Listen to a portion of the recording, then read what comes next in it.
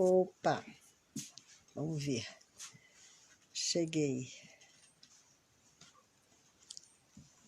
Aí eu vou ver as pessoas quando entrarem. Ninguém entrou por enquanto, que ainda não está na hora. Eu cheguei 1 minuto antes. Mauro, tem que calcular o tempo certinho, que eu entrei agora, então eu não vou dar, não vai ser 2h30, vai ser um pouco antes de 2h30 que vai terminar. Olá, alô, boa tarde, vamos esperar um pouquinho as pessoas irem entrando.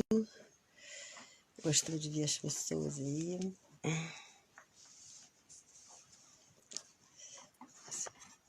Ih, peraí. Ih, meu Deus do céu. Eu tenho que assinar.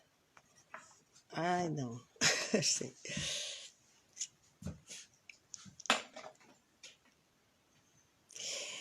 Bom, enquanto as pessoas estão chegando, eu vou falar algumas palavras, né? Primeiro, eu achei bem interessante a que a gente está se propondo, a Speed, né? Está realizando um programa de lives, né? Desde o início da pandemia, né? Que a gente tem uma programação extensa que vai até, nesse momento, até meados de setembro. E tem sido um modo de a gente se apresentar como numa fotografia, né? Através do modo de trabalhar de cada um, né? Dos membros titulares e associados da SPID, é uma maneira da gente se apresentar. Aliás, da melhor maneira para mim, na minha opinião, né? Que é exatamente como que a gente trabalha, né? O que a gente faz. E eu queria, inicialmente, né, falar do título dessa mesa, né? Do que eu me proponho falar, que seria Clínica na Resistência, Elogio ao Amor, né? Então, eu tenho um livrinho que eu me inspirei para falar do Elogio do Amor, que é um livro do Alain Badiou e Nicolas Trouon, da editora Martins Fontes, que é interessante, né? Que toda a ideia de amor que eu tento desenvolver nesse texto, nessa minha fala, foi inspirada nesse livrinho, né? Elogio ao Amor. E Clínica na Resistência tem a ver com a maneira que eu penso já há alguns anos sobre a resistência. Quer dizer, nosso trabalho não é contra a resistência, é um trabalho com a resistência, né? Então, isso é a minha ideia principal, né? Que eu defendo já há algum tempo, algumas décadas, digamos, que você não trabalha contra a resistência. A gente não é inimigo da resistência, a gente é amigo. Ou seja, a gente tem na resistência um aliado para a gente poder pensar as boas razões que levam alguém a resistir, né? Então, isso é um primeiro ponto. Agora, eu vou começar a falar, né?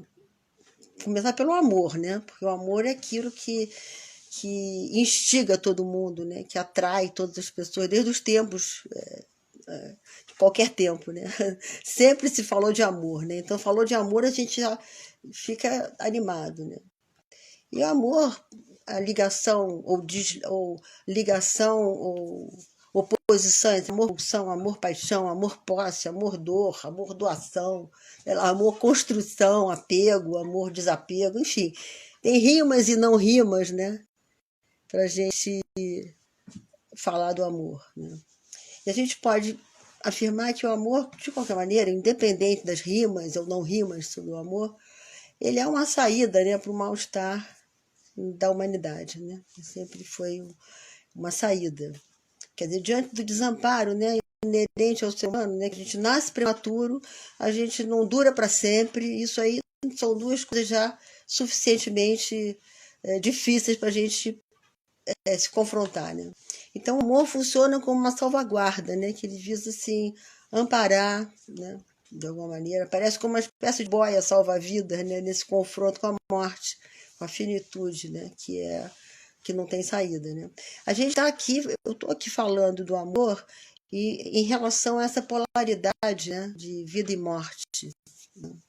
Quer dizer, a morte como finitude, não sabido, real, fora do sentido, enigma, né?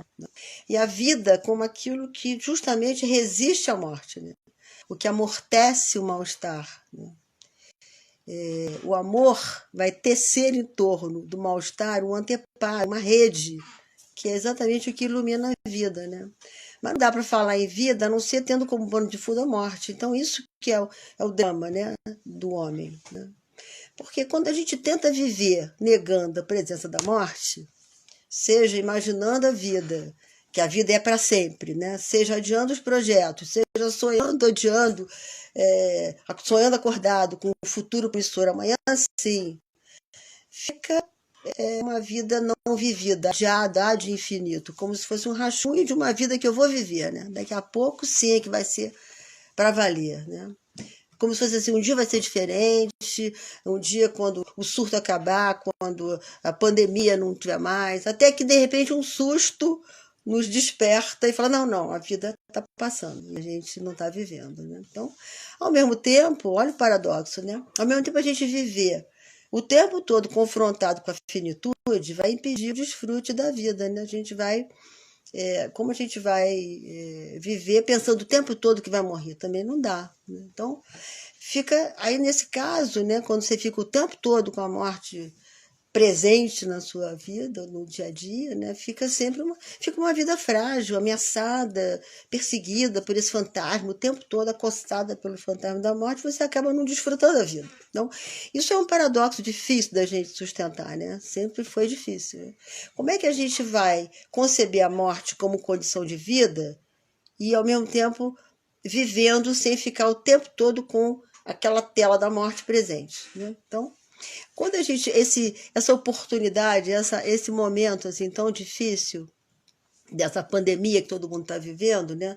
Ela nos trouxe a oportunidade de a gente pensar essas questões, né, de vida e morte, né? Quer dizer, como se na pandemia houve uma antecipação da morte, no sentido de uma presença corriqueira. O plano morreu também, o outro sim. Antes era só idoso, mas agora não é só idoso. Não se sabe bem direito de nada. Então é como se uma coisa assim, o mundo parou de repente, né? Então tem alguma impressão de que o mundo parou, né? Só que quando acabar tudo isso, a gente vai voltar à vida, né? Só que como se a vida desse um tempo, né? Como se a vida desse um tempo. Então, por enquanto, bom, fica todo mundo enclausurado e a vida depois a gente retoma. Só que não é verdade, né? A vida continua, né? A vida não dá um tempo, a vida passa com pandemia, né? E é uma questão assim, o que fazer, né? Da vida deste momento tão restrito que a gente está vivendo. Né? Aí tem uma máxima que eu aprendi com o meu analisando, que foi que ela falou assim: então a gente tem que fazer o melhor dentro do possível. Falou uma frase aparentemente banal, mas da maior complexidade, né? Fazer o melhor dentro do possível. Então, olha só o paradoxo, né? Quer dizer, ou seja, viver hoje sem garantias parece uma fórmula mágica, né? Mas pode ser uma saída honrosa, né, para esse momento que a gente está vivendo, né? Então eu falei do amor aí como uma espécie de boia que ampara, né? Só que o amor também pode ser um polvo, um polvo que agarra, que pode sufocar, né? Então eu vejo o amor, estou trazendo o amor aqui, pensando essa dupla face, né? Que é a face da enganação, daquela ideia do dois faz um, né? Que é uma coisa indissolúvel, indestrutível, como se fosse uma amona fechada, né? E protegido, portanto, ilusoriamente que seja, mas protegido desse confronto, né, com a incompletude, né, com a finitude da vida. Né? O amor, como uma espécie de polvo, também protege, mas sufoca, né? Exatamente por tentar fazer de dois um, ou seja, não reconhecer a alteridade do outro como outro, né, enquanto diferença. Né? Não é dessa face do amor que eu estou me referindo quando eu falo elogio ao amor, certamente. Porque a outra face do amor é justamente a abertura à diferença. Funciona como um esteio também, frente ao mal-estar. Ameniza o mal-estar, mas não impõe o mal-estar. Né? Aqui vai haver uma construção de verdade na permanência do dois e não do um. Isso é uma proposta do próprio Badiou, que vai colocar nesse livrinho que eu falei para vocês, que é Elogio ao Amor. Né? Então ele vai falar, é como se fosse a lógica do dois e não do um. O que significa isso? Né? A lógica do dois. É a partir da diferença, não da identidade. Quando eu amo você, eu amo a diferença. Então tem um dois aí incluído, não é de dois fazer um, é do dois. e não do um. Quer dizer, parte da diferença, não da identidade, né? Isso é completamente fundamental. Essa experiência vai ser vivida, essa experiência do amor, nesse sentido, vai ser vivida pelo primo da diferença. Eu amo a diferença, né? Então, é como se nessa face do amor, o sujeito vai além dele mesmo, né? Ele vai além do narcisismo, né? Exato, porque a gente sempre associa o amor ao narcisismo, né? Amor narcísico, né? Mas você pode pensar uma outra face do amor, que é exatamente aquilo que tem no narcisismo a sua oposição, né? Seu contraponto, né? Então, o amor, nesse caso que eu estou tentando desenvolver, ele se sente atraído justamente pela diferença, ele confia na diferença, em vez de desconfiar dela, né? Quanto mais a gente se recolhe para acolher o outro enquanto diferente, é por amor a tudo que difere. Quer dizer, como se eu acolho o outro, é amor a tudo que difere, é o que é único e estrangeiro para nós. Isso é uma coisa interessante. Quer dizer, pela escuta amorosa, a gente vai se debruçar frente ao estrangeiro, o que é próprio do ser do outro, né? Então, quando eu falo do amor enquanto abertura à alteridade, a essa face do amor que eu me refiro, né? Nesse caso, o amor ele vai ter o jogo, vai ter um jogo criador da diferença, né? E o inimigo do amor, nesse caso, é o egoísmo, né? Não é o outro, não é outra pessoa, é o egoísmo que é o inimigo do amor, né? Porque o inimigo do amor é justamente sou eu, o eu narcísico, que almeja a identidade em oposição à diferença, né? Então, não acreditar no amor nesse sentido seria catastrófico, né? Seria um desastre subjetivo, a vida perderia muito do seu colorido, né? O amor, nesse caso, é como uma força subjetiva, né? Um empuxo à vida nas suas múltiplas singularidades. Eu estou me lembrei do Freud, quando ele aborda a relação amorosa entre os homens, ele faz uma comparação com o dilema do porco-espinho, né? Porque se eles ficam isolados um dos outros, eles morrem de frio. Mas se eles ficarem muito juntos, eles se espetam. Ficou, matam, morre, né? O desafio aqui é ficar em uma distância que não espete ao mesmo tempo que os proteja do frio, né? E esse vai ser um dilema que ocorre nas relações amorosas de modo geral e é exatamente o drama da humanidade, né?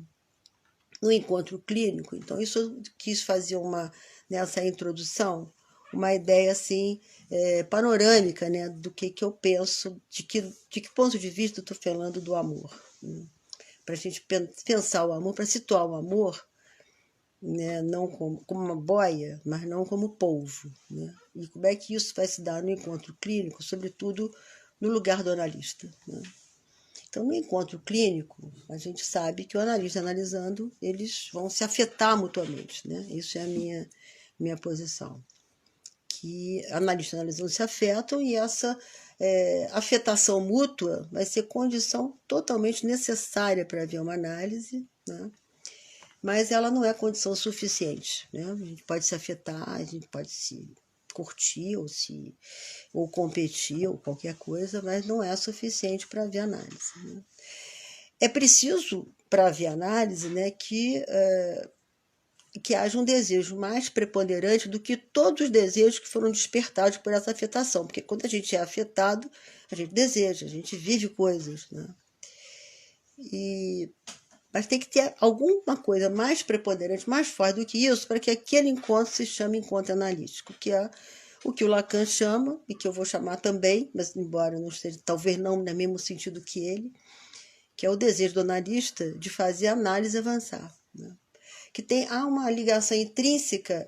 Gente, eu esqueci de um detalhe, eu sou meio neófita nesse negócio, mas eu vou desativar os comentários nesse momento, para não me perder, senão acaba me perdendo.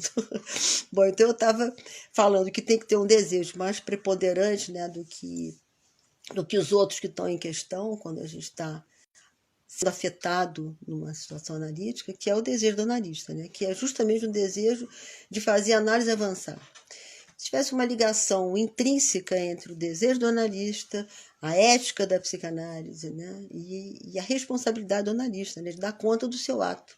Quer dizer, o princípio da ação do analista é esse desejo estar presente o tempo inteiro.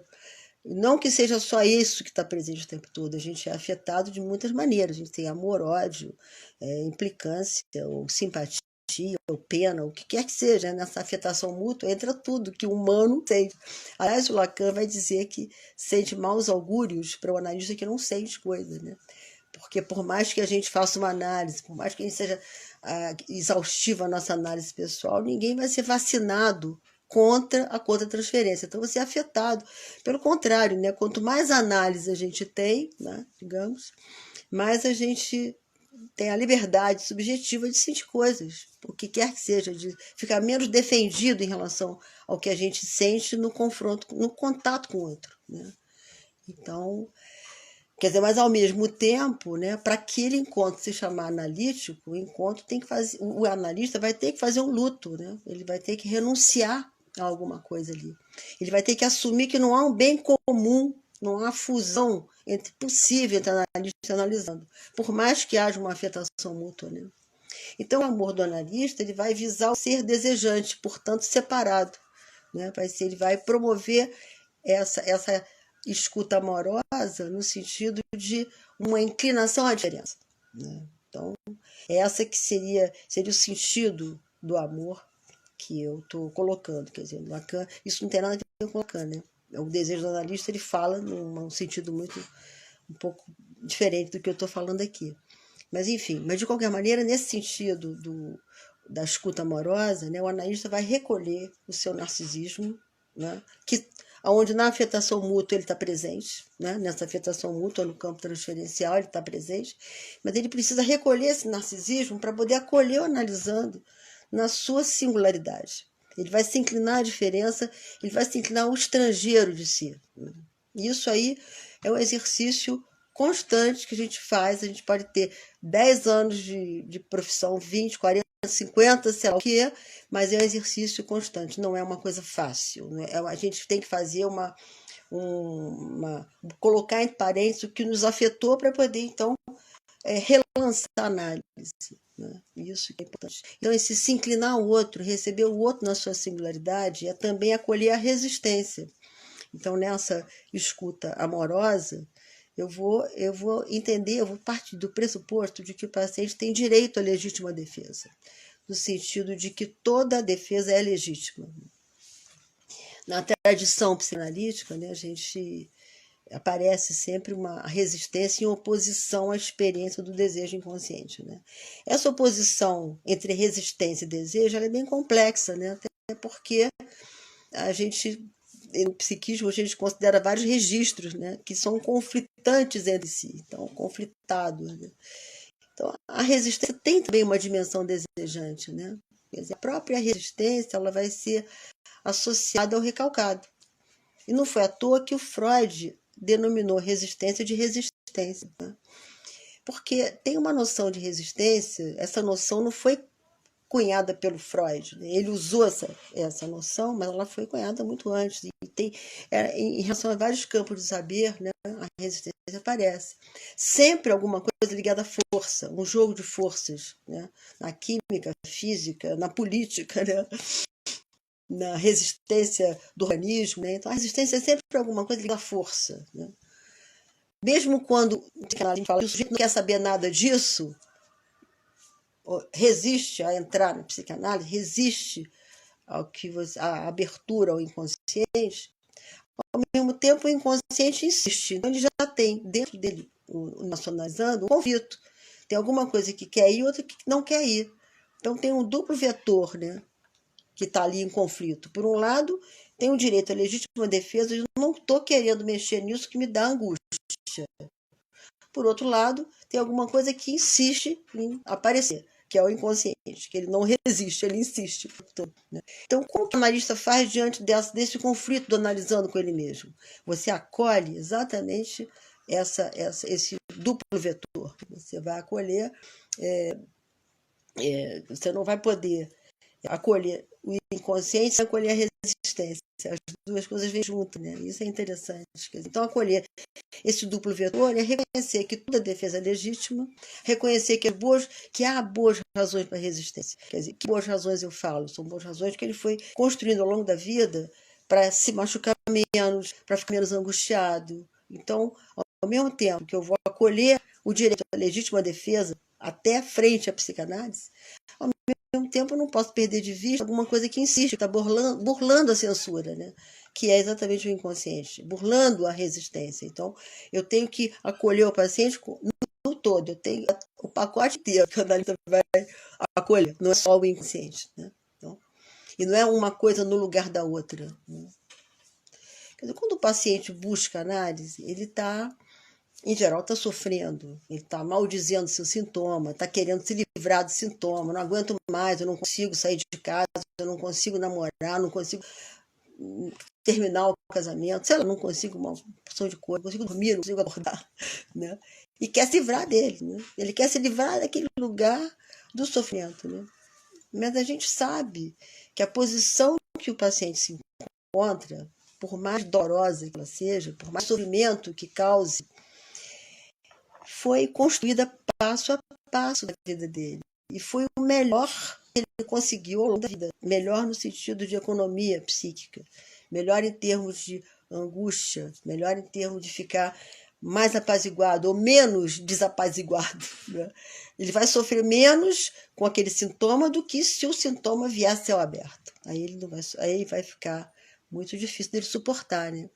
Então, é como se o sintoma, o sofrimento, a posição que ele está, por mais que seja restritiva da vida dele, é melhor para ele do que a angústia que seria provocada pelas gavetinhas abertas, né? Eu usei essa expressão gavetinha, foi a minha neta que usou para falar do inconsciente, né? Que fica trancado a 7 chaves como gavetinhas fechadas. Eu achei ótimo para falar aqui para um público que também tem gente que é leiga aqui, né? Tem muito psicanalista, mas também tem gente que não é da área.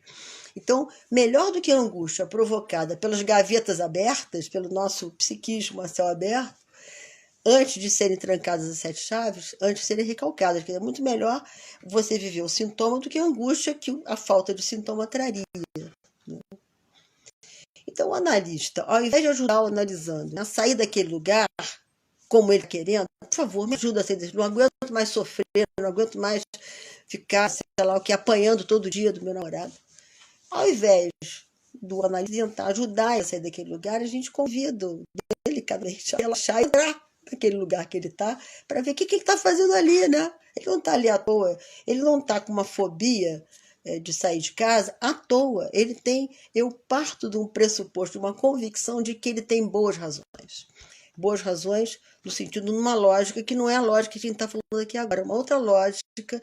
Ele teve boas razões, ele está se protegendo, né? Por mais que seja uma proteção ilusória, por mais que seja o benefício que encontrou naquele sintoma seja ilusório, né? Mas a construção fantasmática que ele precisou fazer foi uma coisa boa para ele, por mais que resulte em sofrimento, né? Então, como se o analista primeiro trabalhasse, acolhesse essas boas razões, né? Olha, você não está saindo de casa, não deve ser à toa. Você não consegue falar em público, não é à toa. Vamos ver o que é que esse público tem aí, né? O que ele está te parecendo tão assustador, né? Que você acaba tendo que ficar em casa. Porque se você olhar esse público e achar que ele é, sei lá, um monstruoso, você tem mais é que ficar escondido. Então, o que é isso, né? É nesse sentido que a gente fala que a gente trabalha com a resistência, não contra. Agora, isso aí pode levar a alguns questionamentos, algumas objeções, por exemplo. Então, você trabalha com a resistência, você está sendo conivente? Não, não estamos sendo coniventes. Mas daqui a pouquinho eu falo por que a gente não é conivente. Porque quando a gente convida o a entrar, a poder mergulhar junto nessas boas razões, a gente acredita que essas boas razões, entre aspas, vão cair por si só. E ele vai se confrontando aí com alguma coisa diferente do medo que ele tinha de sair na rua. Então ele vai poder sair na rua. Mas isso cai por si só. Não é porque você vai convencer nem vencê-lo a sair da resistência. Ao contrário, é com a resistência que ela vai poder ser vencida. Então, quando a gente pensa, por exemplo, eu valorizo muito a questão da resistência, né? Estou lembrando quando Freud abandonou a hipnose, um dos argumentos que ele usou foi de que o paciente resistia a ser hipnotizado. não se deixava hipnotizar, então ele mudou de método, né? Em geral, ele não queria ser hipnotizado para não ficar à mercê do médico. Ele tinha pânico, né, de ficar assim nas mãos do médico. Aí o Freud abandona a hipnose e cria a regra da associação livre. E a gente pode ter... A primeira vez que eu li isso na minha vida, há muitos anos atrás, eu acreditava que abandonava a hipnose porque ele queria um método que a resistência não aparecesse, né? Que a pessoa entrasse, já que ele não entrava na hipnose, porque resistia, então eu tinha que encontrar um método no qual o paciente não resistisse. Mas o Freud fez o contrário, ele não fez isso. Ele mudou de método porque ele valorizou a resistência. Né? Quando o paciente não é hipnotizado, não se deixa hipnotizar porque ele resiste, né?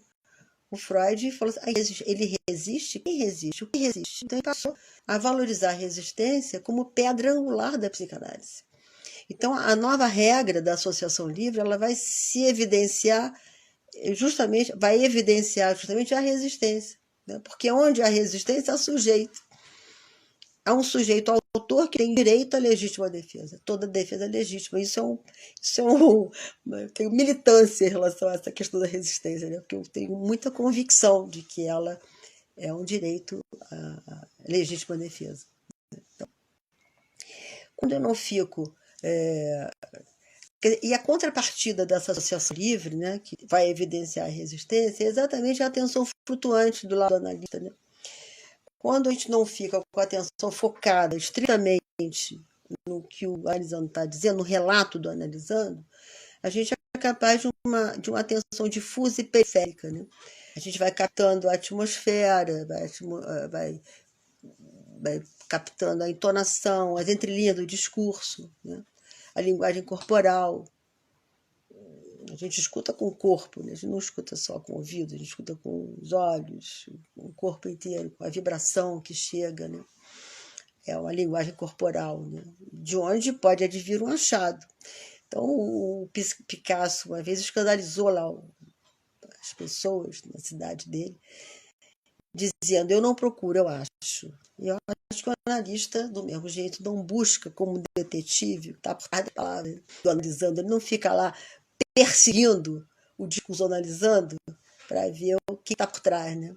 Ele, pelo contrário, ele flutua na superfície das palavras, né?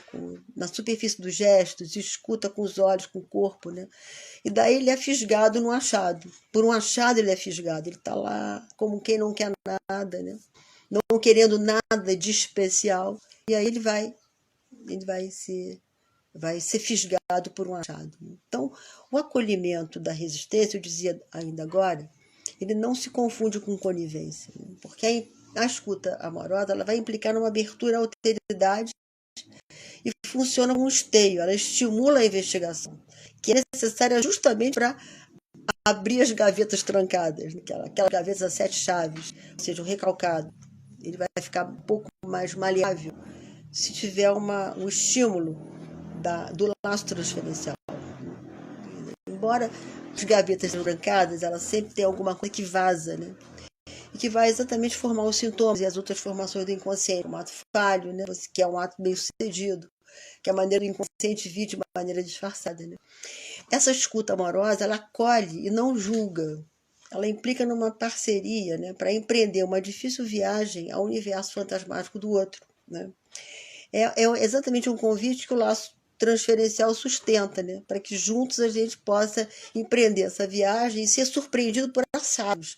Porque essa surpresa não é só do analista, né? A surpresa também é do analisando. Ele também se descobre no que ele falou uma coisa. Epa, às vezes o analista ele tem a função de lembrar. Você escutou o que você falou agora? Né? Então a nossa aposta, que o traumático ele se deu num contexto espaço-temporal determinado, hoje anacrônico, né? Você não é mais quem você era quando você recalcou ou quando você viveu o trauma. Você não é mais naquele tempo, não é mais naquele espaço, mas os efeitos daquele momento, embora seja anacrônico, ele vai vazar das gavetas trancadas e vão permanecer igual, mesmo numa outra contingência, como se a gente estivesse vivendo lá atrás. Só que a gente não traz para a cena de hoje o contexto que a gente viveu o trauma. Isso faz toda a diferença. Então, quando a gente consegue, através desse laço transferencial, através da escuta amorosa do analista, fazia com que seja revivida e revisitada essa cena traumática, o passado presente vai ser descortinado, né? E as proporções da mesma cena lá atrás vão ser corrigidas de uma maneira alterada, né? Então, quando eu falo em passado presente, é porque é diferente do que muitas pessoas podem falar e falam, né? Que a psicanálise lida com o passado. A psicanálise não lida com o passado, né? O passado que ela lida, ele está presente, então ele não é passado. Pelo contrário, todo o nosso esforço é fazer com que o passado fique passado, só que ele não fica passado, e a gente trabalha esse passado presente. E é esse passado presente que vai ser descortinado e as proporções do que a gente viveu lá atrás vão mudar, porque a gente hoje não tem o tamanho que a gente tinha, hoje tem um contexto diferente, a gente tem um laço diferencial que nos ajuda a seguir adiante, a enfrentar todo o mal-estar que a gente foi tentando tamponar, né? Então a gente descobriu que o que a gente esconde é sempre o que a gente esconde, o que a gente recalca, é sempre uma cena que eu chamo de relacional. É em relação a um espaço, é em relação ao nosso tamanho, em relação ao que aconteceu, ao nosso ouvido, em relação a um grito que você ouviu com 2 anos, não é o grito de hoje. Tem um exemplo que aconteceu na clínica, que foi bem interessante. Eu atendi uma criança pequenininha, com 5 anos, ficou durante 1 ano e pouco, em terapia, e depois, muitos anos depois, 15 anos depois, essa criança voltou, né? Quando ela entrou no consultório, vamos sujar. Esse consultório mudou, Ângela? É o mesmo? Esse consultório mudou? Olha, por quê? Ué, aqui eu jogava futebol, não lembra? Agora não dá. Mas aqui, naquela época você era pequenininho, você batia aqui, agora você bate aqui. O que isso que mudou? Então é mais ou menos essa metáfora que serve para a gente pensar como que a gente tem acesso ao recalcado. Quer dizer, como que o paciente revisita essas cenas assim, horrorosas, que quando vai ver, né, quer dizer, o que antes parecia intolerável, monstruoso, impossível de encarar, hoje se torna uma brincadeira de criança. Bom, então eu queria falar isso para vocês, né, que era o meu recado. E agora deixa eu ver se eu vou conseguir fazer isso. A parte mais difícil é exatamente eu fazer agora isso, ativar os comentários e poder seguir. Ajuda aqui. Não consigo. Agora eu vou ter que botar meu óculos, senão eu vou conseguir ler, as letrinhas estão muito pequenas. Obrigada. Deixa eu. Vou passando assim, deixa eu ver como é que eu vou visualizando a representação do. Peraí. O amor, a diferença é a representação do amor objetal. O outro pode existir, ele é diferente, não me agride com sua diferença. Bom, interessante. Peraí. Ih, gente, eu tô meio perdida, não tô conseguindo parar isso. Peraí. Tá certo. Agora eu sei, agora eu posso ir manejando, né? Enviaram a Fraga, Cadu, outros enviaram uma solicitação para participar. Bom, isso aí é outra coisa, né? Obrigada. Oi. Deixa eu ver. Estou vendo, peraí. Peraí, tem uma pergunta aqui. Deixa eu ver. Obrigada. Eu não sei se estão. Eu não sei se estão. Agora vocês podem enviar as perguntas. Deixa eu ver aqui. Peraí. Faz uma transmissão. Tá bom.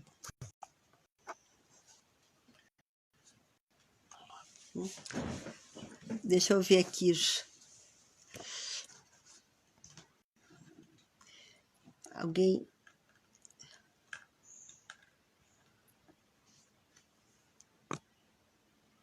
Sim. Obrigada. Obrigada. Oi, Elô. Márcia. Mônica.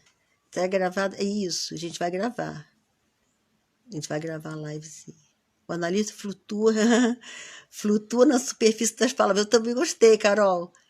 A Carol fez um comentário. O analista flutua na superfície das palavras. Exatamente, que a gente não fica muito concentrado demais, também não pode ser de menos, né? A gente tem que flutuar. Oi, Kátia. Saudades também. Oi, Paula. Obrigada, Karina. Escuta amorosa. Mas é um amoroso muito particular, né? Não é amoroso polvo, não, hein? O amoroso polvo é aquele que sufoca, né? O amor narcísico, né? Muito obrigada.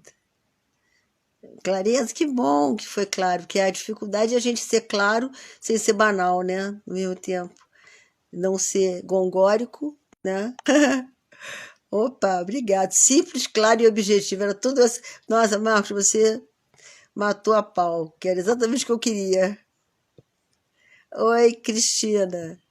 Você foi minha aluna no CEPCOP? Que prazer revê-la. Revê-la não. Isso é um problema da live, né? A live a gente não revê. Eu até me sinto. Estava um pouco assim aflita, porque eu dou muita aula e tal, mas na hora de live você não vê as pessoas, né? E às vezes as pessoas também, o nome não aparece tanto, né? Você lê a apresentação. Ah, Cristina, Vitorino. Obrigado, muito obrigado. Não sei quem é, né? Porque a B Moura, não sei quem é. Mas muito obrigada. A frase, eu procuro, muito bom, André. Muito bom, é do Picasso, o Picasso, que ele escandalizou lá, não sei direito como é que foi o contexto, mas ele escandalizou, escandalizou as pessoas, né, que estavam na cidade, dizendo, eu não procuro, eu acho. Né? Então isso é muito bom, né, porque eu acho que a gente tem uma tendência, a gente pode correr o perigo, né, da gente ficar buscando coisas, né, com uma lupa, né, como um detetive, né, aí fica meio analista persecutório, né, aí não tem quem entre na análise, né, fica mais difícil, né. Então, na verdade, ele não é psicanalista, né, é um pintor, mas inspirou a nós psicanalistas, né, para falar isso, o Pablo Picasso, né. Aí alguém, eu não sei quem foi, Thelma, não sei se é Thelma. A pergunta é assim, é a diferença no amor, e a diferença joga e aceita também a identidade. O amor seria um jogo que se passa entre a identidade e a diferença? Eu vou repetir a pergunta para poder ficar mais fácil de eu responder. E a diferença no amor joga e aceita também a identidade. O amor seria um jogo que se passa entre a identidade e a diferença? É interessante a tua posição. Eu acho que, de fato, a gente poderia dizer que, por um lado, todo o amor, a gente ama alguém que nos faz sentir melhor. Então, ela tem um sentido narcísico também, né? Então, mas, ao mesmo tempo, se ficar só nisso, você vira polvo, né? Você vira do dois faz um, né? Do dois faz um. Então, essa lógica que o Badiou fala dos dois, né? Ele coloca isso, e não fica assim, de dois faz um. Dois são dois. O que eu amo em você é o que difere você de mim, né? É o que nos faz diferente, né? De alguma maneira. Oi, Catarina. Você foi minha aluna no CEPCOP. É o CEPCOP presente. Muito bom. CEPCOP para sempre. Muito obrigada. Bom te ver. Apareça na Speed. Adriana, qual é mesmo o nome do livro que você trabalhou? Ah, tá. Então, eu trabalhei, me inspirei para falar do amor num livro do Alain Badiou. Aqui, ó. Você está vendo, dá para ver. Alain Badiou, Nicolas Drouin, não sei como é que fala isso. Então, acho que isso é um elogio ao amor, e ele usa o amor exatamente no sentido que eu desenvolvi aqui, que é o amor do dois. O amor do dois é assim, quando eu amo você, tem sempre dois, não é um, não forma um. Né? Quando forma um, estraga um pouco o amor. Né? Então é esse aqui, viu, Adriana? Esse, não sei se ficou claro. Né? Agora, eu queria saber melhor essa pergunta da Dani, que fala assim, e se o paciente resistir na negação? Eu não entendi bem, você podia refazer a sua pergunta para poder ficar mais claro para mim? E se o paciente resistir na negação? Fala um pouquinho mais. A Edna, que lá faz o seminário, obrigada, Edna, pelo seu comentário, falou, não esqueça do amor tecendo. Eu falei, mas eu falei meio rápido, porque o amor tece uma tela protetora contra o mal-estar, né, na verdade. Aí a psicanálise do cinema perguntou, como você vê a diferença da noção de resistência em Freud? Nossa, essa pergunta é da outra live.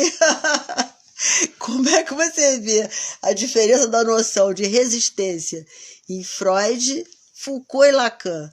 Cruz credo. Bom, vamos lá. Então, o Freud, eu tentei resgatar. O Foucault é a minha estrela guia, né? O Foucault vai trabalhar a resistência como potência, a resistência como quando ele valoriza a resistência, ele valoriza o sujeito ético para além do sujeito submetido, no sentido do Foucault, né? Porque o Foucault, até um certo momento, ele vai falar que o sujeito, não existe um sujeito livre, o sujeito é sempre assujeitado, né?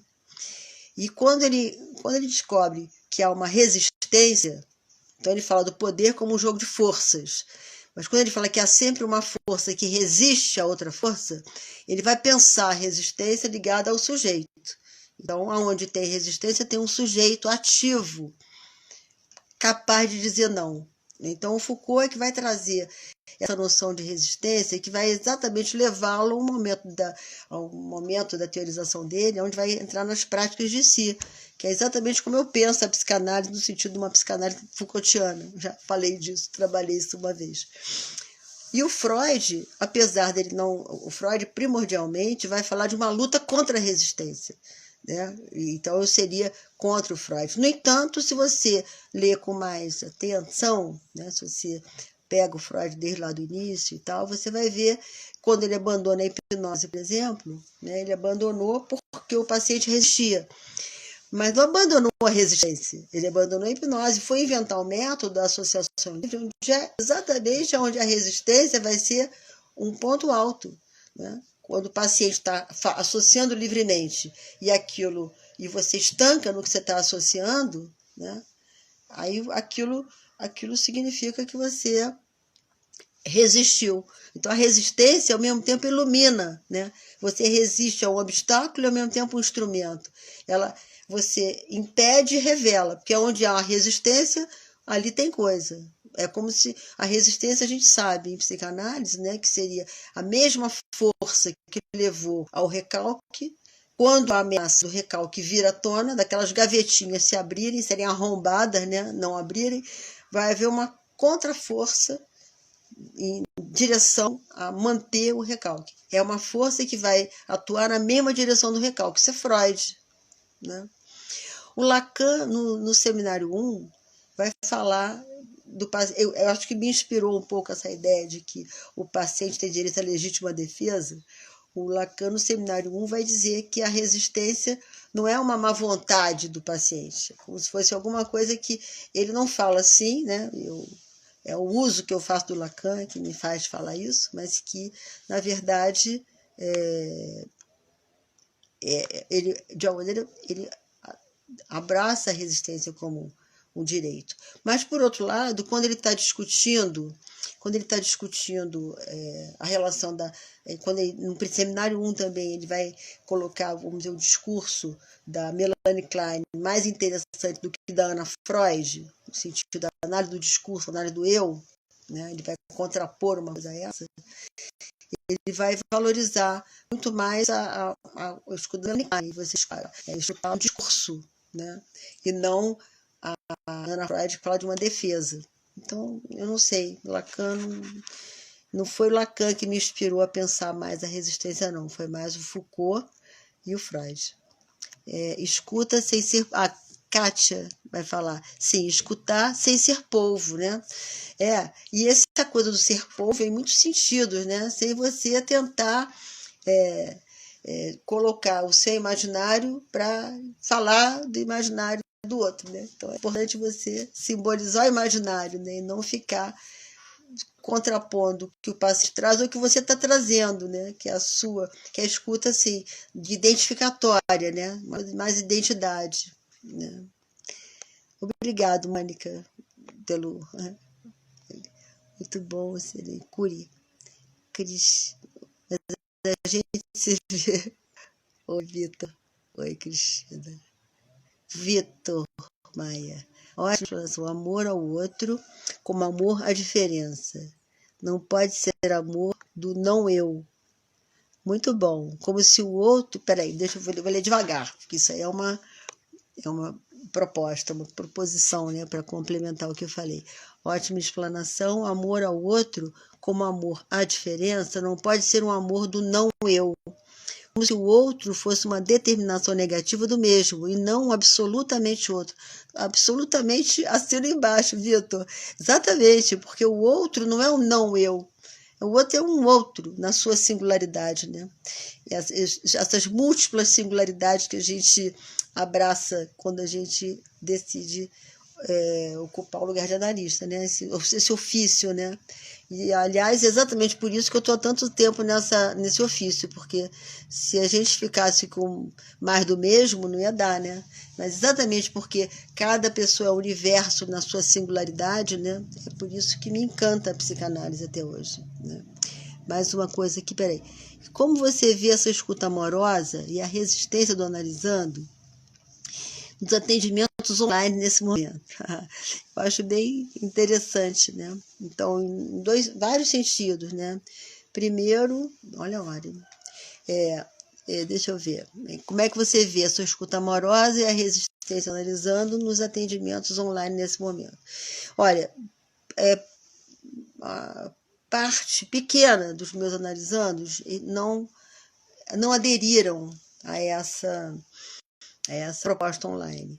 Mas, em geral, as pessoas que não aderiram estavam com alguma questão em relação à análise. Então, eu sinto que é como se houvesse uma quebra, de uma certa maneira, de uma intimidade no encontro analítico e tivesse sentido um pouco assim, ressentido, largado de lado, né? Porque a gente... E não conseguiu recuperar esse encontro no online. Mas todas as pessoas que se dispuseram a fazer o atendimento online, que foi 90%, 95%, realmente essa escuta amorosa foi completamente fundamental. E a escuta amorosa no sentido preciso do encontro com a diferença, porque em relação à pandemia, é muito comum o perigo da gente confundir o medo nosso da pandemia com o medo do nosso analisando, que rigorosamente não é o mesmo, é um outro medo, digamos, é uma outra pandemia, né? Embora a gente tenha o mesmo ponto, né? O mesmo tsunami, né? Para todo mundo, mas cada um vai viver essa tsunami de uma maneira a partir do seu contexto, a partir do seu momento de vida, né? Então isso faz toda a diferença. Então, eu acho que os atendimentos online, as pessoas mergulhando muito mais na sua análise, né? E, ao mesmo tempo, o acolhimento à resistência está favorecendo que a pessoa possa ir largando a resistência, né? E vendo as boas razões. Porque é como se fosse quase um atendimento domiciliar, né? Você acolhe o paciente na casa dele, no habitat dele, né? Então, às vezes, o paciente vem de pijama, às vezes, sei lá o quê, descabelado, então todo arrumado. Então, isso faz toda a diferença, já que a nossa escuta é a escuta com o corpo, né? A gente escuta tudo, né? Não é só a palavra, né? Quem mais aqui? Ironildes. Oi, Ironildes. Será que é a que eu conheço? Acho que é. Muito boa apresentação, gostei muito, sempre clara. Muito bom, obrigada. Uma pílula concentrada. O que é? Não entendi a pílula concentrada. Obrigada de qualquer maneira. Oi, Ângela Moura. Oi. Muito bom, Cararina. Parabéns. Obrigada. Muito obrigada. Que bom. É simples, né? Eu queria exatamente ser simples, né? Tentar, né? Porque às vezes a psicanálise tem umas coisas meio complexas. Mas eu já falei uma vez, e eu continuo achando, que quando vocês ouvirem uma coisa que vocês não estão entendendo nada, eu tenho sérias dúvidas de quem está falando está com clareza sobre aquilo. Porque quando eu tenho alguma ideia que para mim não está muito clara, eu falo meio rapidamente, mas aí se alguém pergunta, não, isso aí não está muito claro para mim, por isso que ficou meio obscuro. Eu acho isso. A Solange fala: oi, Solange, resistir com a nossa produção, isso mesmo, e em frente sempre, aprendi com... Obrigada, geração. Obrigada. Oi, Edeline, eu te reconheci pelo sobrenome. Ótimo, obrida, Adriana. Oi, Léo. Não, Luiz Eduardo, oba! Aí ele vai, vamos lá. Entre areia, sol e grama, o que se esconde se dá. Enquanto a falta que ama, procura alguém que não há. Bonito, hein? Vou ler de novo, hein? Calma aí.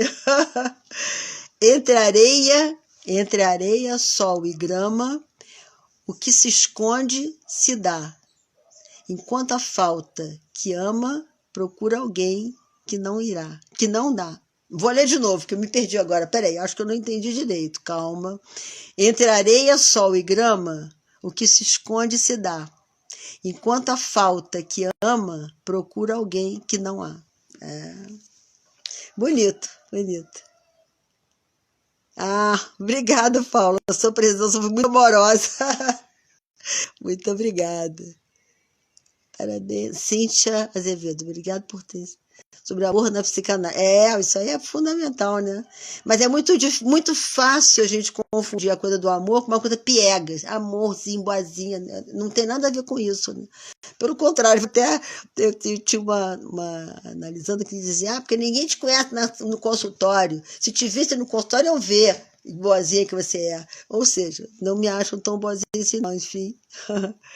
Aí alguém perguntou, acolher a resistência para revelar o inconsciente. Exatamente.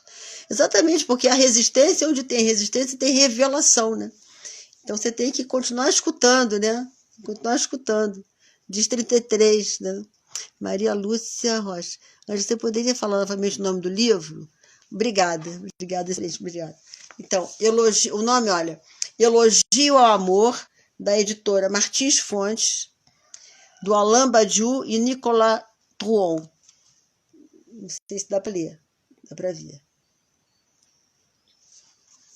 Então, o pluralismo seria uma forma de amor à diferença? Nossa, que boa pergunta, hein? Eu estou achando que é aqui do Bruno. Né, Bruno? Psicanálise no cinema, deve ser você. Eu acho que sim, né? Eu acho que o pluralismo é exatamente a gente... aliás, eu vou responder pelo oposto, né? Quer dizer, a pergunta é assim, o pluralismo seria uma forma de amor à diferença? Eu queria falar do oposto, para depois responder. Né? Na verdade, eu acho que o não pluralismo, que é o engenhamento, é o mais do mesmo, seria uma forma de desamor à diferença. Seria a forma de você ficar buscando uma unidade, né? A unidade. Todo mundo pensa igual, né? O que eu falo, você entende, está tudo certo. E o pluralismo é um lugar mais difícil, esse do pluralismo. Né? Você se inclinar à diferença, você perceber que o Winnicott partiu de um ponto que não foi o do Lacan, e que são diferentes, são singularidades que se debruçaram para a clínica, né? E eles se debruçaram na clínica e viram coisas diferentes que o outro não viu. Então, é um exercício clínico. Para mim, Bruno, o pluralismo é um exercício clínico de lidar com a diferença. Então, a forma de amor à diferença, o pluralismo ilustra, né? Eu acho. Resistência como força-potência. Onde há resistência tem sujeito. Isso mesmo, Solange. A gente não repete seu mantra, né? Qual é a diferença? A Ruth Goldenberg. Oi, Ruth. Que bom ver você. Qual é a diferença entre amor analítico e eros? Bom, o eros, que a gente pensa na pulsão de vida e pulsão de morte, né? O Freud vai falar da pulsão de vida como eros. Só que é muito complexo. Não é tão linear assim, né? Gente, eu vou ter que... Não vou poder responder muito, mas vamos tentar, pelo menos, responder a essa. Só a essa. A muita resistência nos coloca diante das repetições. Cristina. Isso. Não, exatamente. Totalmente verdadeiro. Né? Oi, Ironilde. Prazer te ver. Que bom. Agora, online fica mais fácil, né? Muito bom. Muito bom. Olha, eu vou ter que interromper agora, infelizmente não poder. Ruth, eu vou ficar te devendo essa, hein, Ruth? Mas a gente vai se encontrar em outros momentos para a gente poder desenvolver essas ideias, que eu vou ter que interromper para poder, se tiver mais alguma questão, o que é? Para poder salvar, fazer tudo direitinho, porque senão eu faço tudo errado, um salve aí. Então, alguém perguntou, deixa eu perguntar, a coisa da Ruth dá para responder ainda tem 2 minutos. A Ruth pergunta, então, qual é a relação do amor, esse amor que ele estava falando, e Eros. Quer dizer, é como se Eros fosse um sentido mais amplo, né? Embora quando a gente fala em Eros e Thanatos, pulsão de vida e pulsão de morte, também é muito relativo. Por exemplo, pulsão de morte pode ser pensada como uma força de diminuição, de morte, uma coisa inanimada, que não, né? Volta ao inanimado, por um lado, mas ao mesmo tempo pode também ser uma coisa que instiga uma disrupção para sair do status quo, para romper com o já dado, né? E a pulsão de vida, por outro lado, pode ser pensada, a pulsão de vida, Eros, né, em contraposição a Thanatos, pode ser pensado como uma força de ligação, mas a força de ligação não está falando da identidade e da diferença, né? E eu estou tentando valorizar nessa força de ligação a ligação à diferença, e não a ligação por identidade, seria a ligação polvo, né? A ligação narcísica, né? Que não é que alguém colocou aí, eu achei que bem importante, né? Que a identidade e diferença, elas não se contrapõem inteiramente, né? Porque você pode, ao mesmo tempo, amar numa situação que não seja na clínica necessariamente, amar o que o outro faz você sentir, então tem uma base narcísica desse amor, mas ao mesmo tempo é amor ao outro enquanto alteridade, enquanto o outro, né? Então acho que isso é bem importante. Então, muito obrigada aí por ter. Você pode nos falar. Peraí, epa! Agora é uma pergunta que eu não sei se eu vou conseguir responder agora, que eu vou ter 1 minuto.